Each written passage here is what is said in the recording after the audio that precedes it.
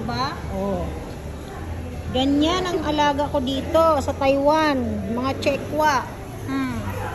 Di ba? Niyaw lama. Niyaw ma. Ayun pa oh. Di ba? Ayan siya. Video ka doon. Ayan naman yung coffee nila. Ayan. Diba? So, ito yung buffet nila. Crab kung crab. Diba? Ipon.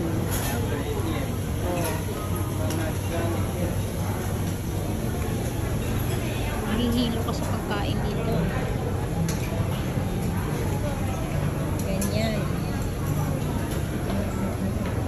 Diba? Halaan.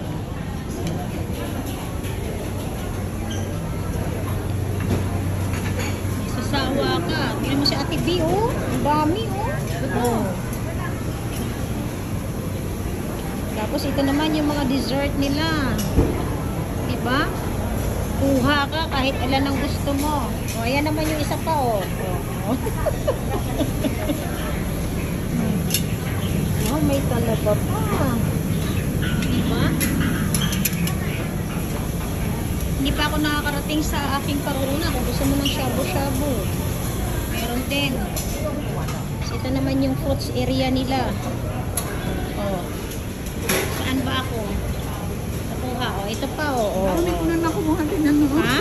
Parang hindi pa pa. Diba? Oh, ayan pa. So, ang dami. Saan ba ako magsisimula? Grabe guys, mahihilo ka. Kung saan ka pupunta. Meron pa pala dun sa kabila.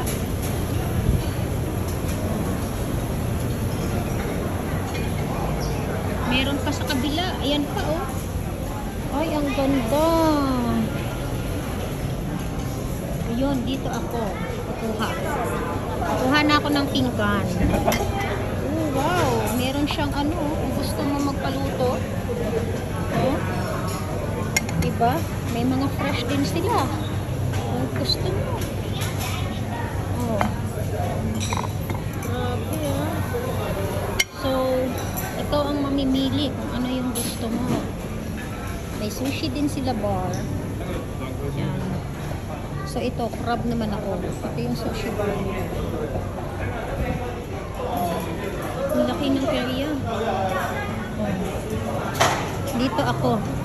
Kasi ito yung panalo. Ipon.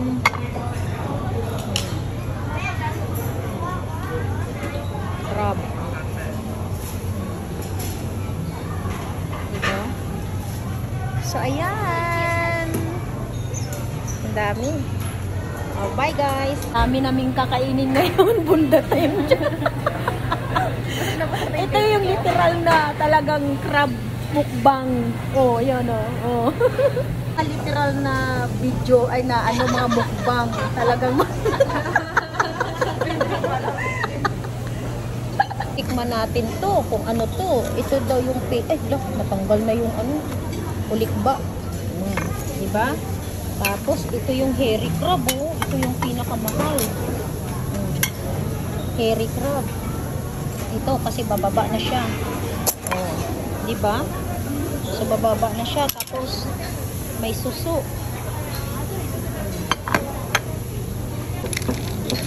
Ano ba tong suso na to? Tapos itong steak.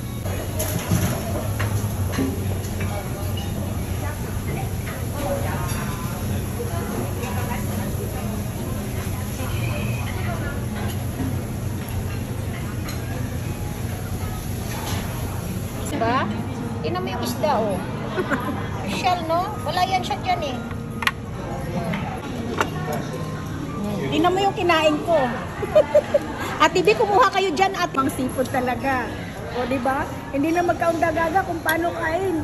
Hairy crab, first time kong kumain yan. Kumain ka, tapos pag nabusog ka, iikot ka, bababa yung kinain mo.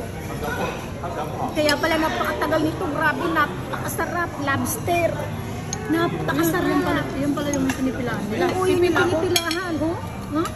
patingin ako. Grabe, ang sarap. Nag-picture ka sa akin? Ate, malinis yung kutsara ko ha. Oo, sige. Okay, ma. Tama na, luwan. Bibigay ng king crab, oh. Ayun, oh. Paan ng king crab? Oh, diba? Libre. Dito, ang tao ang mamimigay ang lalapit. Oh, ayan na. Papunta na. Ikaw na lang mag-away ka. Ayan, oh. Kung naman pala dito, magsasawa, oh. Ate B. Ano rin, ito? Ayan na, Ate B. Ayan na, Ate B. Ilang paa sa'yo? Isa tayo. Yan, oh. Sino mo si Anlay, oh. Grabe, ah. Oo. Diba?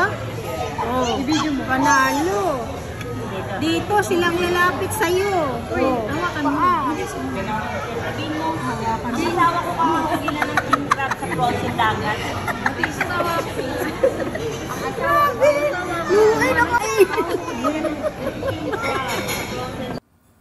So, ayan guys. Salamat yan. Grabe. Salamat at naka-experience na naman ng buffet, unlimited buffet na napakaraming pagkain. Mula po yan sa seafoods, meat, shabu-shabu. Meron din silang mga luto na mga food na talaga na hindi mo na kailangan lulutuin. At kung trip mo naman na magluto, ay pwede rin magpaluto ka. Dito mo makikita ang lahat ng klase ng pagkain. Dito lang yan guys, sa hotel dito sa Taiwan na napakasosyal na hotel na lahat ng kailangan mo, lahat ng gusto mong kainin ay makikita mo dyan at matitikman mo dyan. Kaya naman talagang kahit napakamahal ay dinadayo talaga ng mga foreigner at saka ng mga taga doon. Kasi kung bibili ka ng isa-isa ay napakamahal, pero dito ay matitikman mo, lalo na yung mga hairy crab na napakamahal. Dito ay magsawa ka. Napakaraming seafoods, galore talaga.